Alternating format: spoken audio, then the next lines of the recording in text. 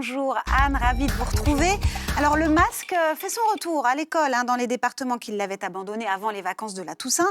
Emmanuel Macron, demain, il prend la parole à 20 h pour évoquer la situation sanitaire. On va faire le point avec vous ce matin.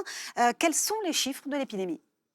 Aujourd'hui, l'épidémie progresse légèrement. Le taux de reproduction du virus, le fameux R0, est de 1,1, ce qui veut dire qu'une personne positive en contamine plus d'une autre. Le nombre de malades admis en réanimation a par ailleurs augmenté de 12% en une semaine.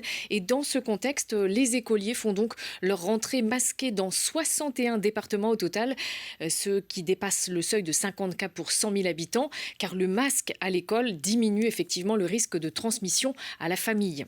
Alors est-ce que ces chiffres sont inquiétants ? Alors, c'est vrai que le contexte sanitaire est un peu plus tendu en ce moment. Alors, on s'y attendait avec l'arrivée du froid et le retour de la vie sociale à l'intérieur. Mais cette situation n'a quand même rien à voir avec celle de novembre dernier, car l'incidence est aujourd'hui 5 fois plus faible qu'il y a un an et l'on compte 4 fois moins de malades du Covid en réanimation. Alors, il y a quand même l'Organisation mondiale de la santé, Anne, qui indique que l'Europe est redevenue l'épicentre de l'épidémie. Ça veut dire que l'hiver sera difficile ? Alors, pas forcément. Effectivement, l'OMS estime que le coronavirus pourrait entraîner 500 000 morts supplémentaires en Europe d'ici début février.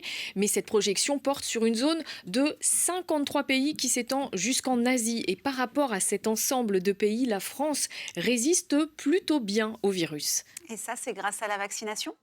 C'est la vaccination, effectivement, qui nous aide avec 87% des 12 ans et plus qui ont reçu leurs 2 doses. Oui, la France fait partie des bons élèves de la couverture vaccinale en Europe, devant le Royaume-Uni, l'Allemagne ou l'Autriche et surtout devant les pays d'Europe de l'Est.